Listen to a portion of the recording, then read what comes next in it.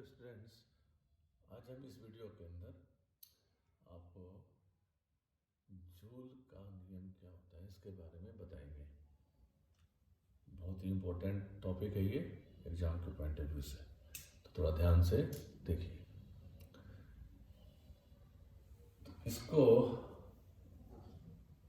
Solve करने के लिए हमने यहाँ पे आपके लिए उपकरण बना रखा है कि कौन सा उपकरण जूल के लिए प्रयुक्त में होता है, उपयोग में लाया जाता है।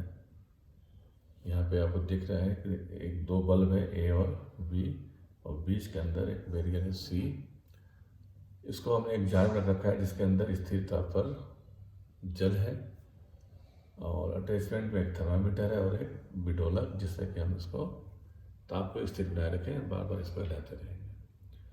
तो जूल का नियम जो है एक्चुअली क्या है, वो measurement of del E upon del V at constant T, आंतरिक ऊर्जा का आयतन के साथ परिवर्तन स्थिर ताप पर, इसका हम इसमें मापन करते हैं। तो सबसे पहले माना कि आंतरिक ऊर्जा जो है वह आयतन और ताप का फलन है, यह हम मान के चलते हैं। तो ऐसी स्थिति में आंतरिक ऊर्जा में अनंत सूक्ष्म परिवर्तन dE एक यथार्थ अवकलन होगा। हमें मालूम है कि जो E है वो अवस्था फलन है, ठीक है। तो dE का क्या वैल्यू क्या हो जाएगा यहाँ पर, dE is equal to del E upon del V at constant T dV plus del E upon del T at constant V dt। ये आपको मालूम है, पहले भी हम इसके बारे में बता चुके हैं और चर्चा भी कर चुके हैं। ओके, अब हम इसको क्या ले सकते हैं आगे, del E upon del V at constant T dV, और जैसा कि हमें मालूम है कि del E upon del T at constant V किसके बराबर होता है, सी वी के बराबर होता है। तो यहाँ पर हमने सी वी लिख दिया, और ये हमारा हो गया इक्वेशन नंबर फर्स्ट, ठीक है। यहाँ पे लिखने की आवश्यकता नहीं, del E upon del T हम पहले भी पढ़ चुके हैं, सी वी के बराबर होता है। ओके, प्रयोग द्वारा सी वी का मान ज्ञात हो जाता है, परंतु स्थिर ताप पर आयतन परिवर्तन से हुए आंतरिक ऊर्जा में परिवर्तन का मान जूल के प्रायोगिक विधि द्वारा ज्ञात किया जाता है, ठीक है। प्रैक्टिकली हम इसका मान तो निकाल सकते हैं, और इसका मान निकालने के लिए जूल के प्रयोग का उपयोग करेंगे। तो जैसा मैं पहले बता चुका हूं कि यहाँ पे इस उपकरण में या इस प्रयोग में दो बल्ब ए और बी होते हैं, जो एक स्टॉप कॉर्क सी द्वारा जुड़े हुए होते हैं। ए में शुष्क वायु भरी होती है, जबकि बी खाली रहता है। जैसा कि हमने दिखा रखा है कि ए में कुछ भरा हुआ है, शुष्क वायु है, और बी बल्ब जो है वैकेंट है, रिक्त है। बिडोलक द्वारा साम्य स्थापित किया जाता है तथा थर्मामीटर से ताप मापा जाता है। प्रारंभ में जब बल्ब ए में गैस भरी होती है, वो बी खाली होता है, तब साम्य अवस्था में ताप नोट कर लेते हैं, ठीक है। तो प्रारंभिक अवस्था में हम ताप नोट करते हैं जब ए भरा हुआ हो और बी खाली होता है। और ये जो भी हम प्रयोग कर रहे हैं वो नॉर्मल टेम्परेचर प्रेशर पर करते हैं। लगभग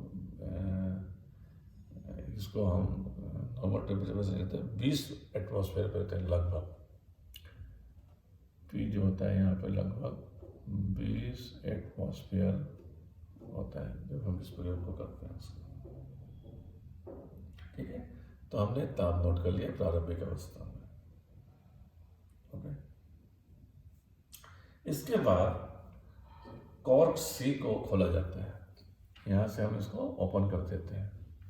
ए और बी दोनों सी के थ्रू ज्वाइंट है, तो इस कॉर्क को हम यहाँ से हटाएंगे तो ये एक दूसरे से कनेक्टेड हो जाएंगे। अब इसमें क्या होगा, गैस ए से बी की ओर प्रसारित होता है और कुछ समय बाद दोनों बल्ब गैस द्वारा समान रूप से भर जाती है। विडोलक द्वारा पुनः तापीय साम्य स्थापित होता है तथा पुनः ताप नोट कर लेते हैं। ठीक है, तो हम यहाँ पे 2 बार ताप नोट कर रहे हैं। एक प्रारंभिक स्थिति में जब ए भरा हुआ है, बी खाली है, और दूसरी स्थिति में ताप हम जब नोट करते हैं जब हमने सी को हटा दिया, ए और बी को डायरेक्ट कनेक्ट कर दिया, तो ए से गैस बी को प्रसारित हो रहा है और कुछ समय पश्चात दोनों में गैसों की मात्रा बराबर हो जाती है और फिर साम्य स्थापित करके विडोलक द्वारा ताप नोट कर लेते हैं। ठीक है, प्रारंभिक ताप और अंतिम ताप में कोई अंतर प्राप्त नहीं होता है, अर्थात तंत्र में ना तो ऊष्मा अवशोषित हुई और न ही मुक्त हुई। अर्थात कुल मिलाकर हम ये कह सकते हैं कि सिस्टम में Q = 0। राइट, T1 हमने नोट करा, फिर हमने T2 नोट करा, ये दोनों ही इक्वल प्राप्त होते हैं, या हम ये कह सकते हैं इनमें कोई अंतर प्राप्त नहीं होता है। अर्थात ना तो सिस्टम में ऊष्मा अवशोषित हो रही है ना ही मुक्त हो रही है, अर्थात Q = हमारा 0 हो गया। चूंकि गैस निर्वात में प्रसारित हो रही है, अतः यहाँ गैस को कोई कार्य नहीं करना पड़ता है। गैस को कोई कार्य करना नहीं पड़ता, अर्थात W भी हमारा 0 हो गया। अब हम ऊष्मागतिकी के प्रथम नियम को देखते हैं। तो ऊष्मागतिकी का प्रथम नियम क्या है हमारा, del E = Q - W। अगर हम Q का मान और W का मान रख दें तो हमारे पास क्या होता है, del E = 0 प्राप्त होता है। चूंकि यहाँ पूरे प्रक्रम में या सिस्टम में ताप स्थिर रखा है हमने, स्थिरता पर, अगर ताप स्थिरता है तब dt = भी 0 हो गया हमारा, और dE = हमारा 0 है। अतः समीकरण 1 में अगर हम इन मानों को रखें तब हमारे पास क्या प्राप्त हो जाएगा, dE0 = del E/del V at constant T dV plus dt 0 है तो ये भी आपका यहाँ पे 0 हो गया। ओके, अर्थात हम देखते हैं कि हमारे पास फाइनली क्या प्राप्त हो रहा है, del E/del V at constant T dV = 0। अब यह पद 0 तभी हो सकता है या जबकि या तो del V 0 हो या del E/del V at constant T 0। इन दोनों में से कोई भी एक शून्य होगा तो हमारा रिजल्ट जो है शून्य प्राप्त होगा। लेकिन हम जानते हैं कि आयतन में परिवर्तन हो रहा है। गैस कहाँ था, ए से ए में था, ऑफ कहाँ पर है, बी में। तो आयतन में परिवर्तन तो हो रहा है, अतः हम कह सकते हैं कि dV ≠ 0। आयतन में परिवर्तन शून्य नहीं हो सकता, अतः del E/del V at constant T = 0 प्राप्त हो जाएगा। ठीक है,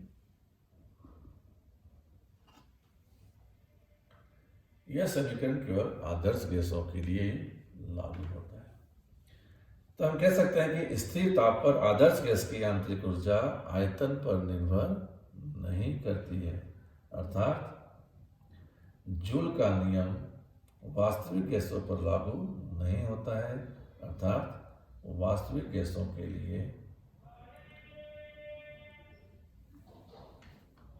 del E/del V at constant T = 0 नहीं हो सकता। ठीक है, पुनः देखें इक्वेशन नंबर 2 से हम कह सकते हैं कि स्थिर ताप पर मालूम है हमें कि ताप स्थिर है, आंतरिक ऊर्जा आयतन पर निर्भर नहीं करती है। जब हम आंतरिक ऊर्जा में परिवर्तन देखते हैं आयतन के सापेक्ष किसके बराबर आता है? 0, अर्थात आंतरिक ऊर्जा पर निर्भर नहीं करती है। अर्थात जूल का नियम आदर्श गैस की आंतरिक ऊर्जा केवल ताप का फलन होता है, यह जूल का नियम है। पुनः सुन ले, आदर्श गैस की आंतरिक ऊर्जा केवल ताप का फलन होता है, यही जूल का नियम है।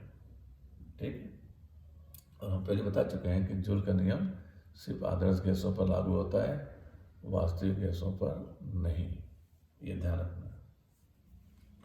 ओके, अब हम ये देखेंगे कि आदर्श गैसों की आंतरिक ऊर्जा किस प्रकार से होता है। ठीक है, तो आदर्श गैसों की आंतरिक ऊर्जा और एंथैल्पी किस प्रकार से प्राप्त होता है वो हम देखेंगे नेक्स्ट वीडियो में। ठीक है, आज के लिए इतना ही। Thank you.